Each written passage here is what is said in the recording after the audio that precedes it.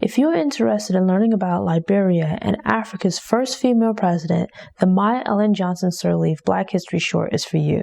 Hi, and thank you for tuning in to Noir Histoire. I'm Natasha, and in this episode, I'll be sharing what I've learned about Ellen Johnson Sirleaf. Born on October 29, 1938, notable politician, nationality, Liberian. Ellen Johnson was born in Monrovia, Liberia, to a Gola father who was one of the first indigenous men to serve in government and a mother who was part German. She attended the College of West Africa during her teens before marrying James Sirleaf in either 1955 or 1956 at the age of 17. Over the course of the next few years, Johnson Sirleaf worked as a bookkeeper and homemaker while her husband worked for the Department of Agriculture. In 1961, the couple moved to America to further their education and settled in Wisconsin. Johnson Sirleaf earned an associate degree in accounting from Madison Business College. The couple eventually returned to Liberia, where Johnson Sirleaf's husband went back to work at the Agricultural Department, and she joined what will later become the Ministry of Finance.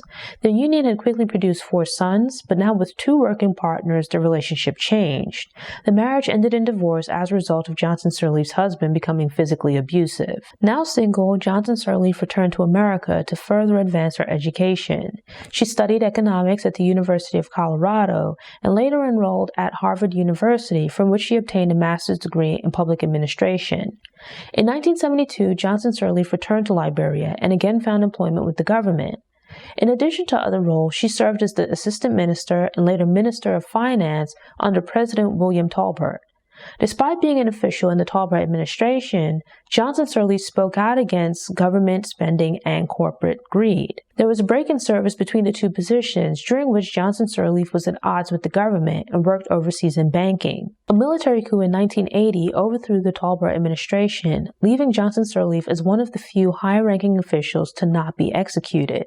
She briefly served in the new government, but continued her habit of speaking out against government mismanagement.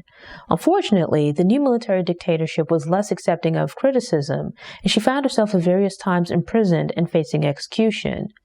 Johnson Sirleaf eventually left Liberia and spent most of the next 12 years in exile. During those years, Johnson Sirleaf worked in Washington, D.C. at the World Bank, Kenya for Citigroup, and New York at the United Nations Development Program. There was a brief return to Liberia in 1985 when Johnson Sirleaf attempted to run for office in what would come to be viewed as fraudulent elections. Liberia descended into civil war as various factions fought for power. Johnson Sirleaf initially supported a rebel leader who intended to stage a coup, but withdrew his support as the violence escalated. The rebels eventually overthrew the dictatorship in 1990, but then began to fight amongst themselves for control of the country. With mounting pressure from nearby African countries, a ceasefire was established in advance of an agreed-upon 1997 election. Once again, Johnson Sirleaf returned to Liberia to run for office, and was the first runner-up in the presidential election. But as a trend of corruption and subjugation of dissenting views continued, the political climate forced Johnson Sirleaf to relocate to Côte d'Ivoire. But instead of once again joining an organization, she instead established a venture capital firm and nonprofit to develop and improve conditions in Liberia. When the head of the government was himself forced into exile, Johnson Sirleaf returned to Liberia. One of Johnson Sirleaf's first active business was leading groups aimed at making arrangements for a new democratic election and reforming oversight of the country's finances. With parameters in place, Johnson Sirleaf resigned from her oversight roles to run for president. Following a runoff, Ellen Johnson Sirleaf was elected in 2005 and sworn in as Liberia and the continent's first female president. The win was buoyed at least in part by the women of Liberia rallying support across the country for Johnson Sirleaf. Her 2-term, 12-year presidency would have some substantial wins, but also areas deserving of criticism. One of the greatest achievements of her presidency was that it extended the period of peace that had begun after the collapse of the last dictatorship. Access to a basic education for children and recognition of women's basic rights were now guaranteed.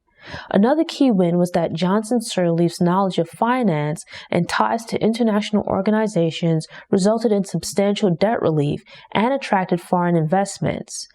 Early wins in Johnson's tenure would see her receive a joint Nobel Peace Prize. Unfortunately, the Johnson Sirleaf administration would be marred by accusations of corruption.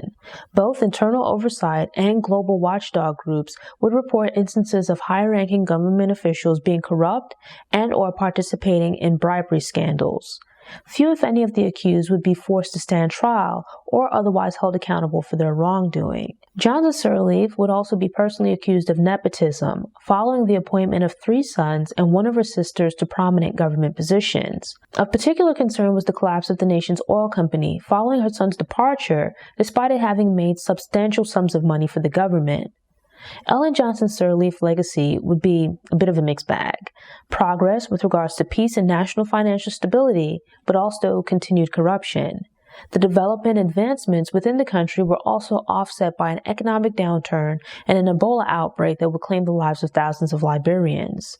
Perhaps one of the greatest achievements of Johnson Sirleaf's political life was not being Liberia and Africa's first female president, but rather the first Liberian president to peacefully transfer power. Thanks for tuning in. Show notes and sources are available on the Noir Histoire website via the link in the episode description. If you enjoyed this episode and want more, check out my Black History Shorts playlist.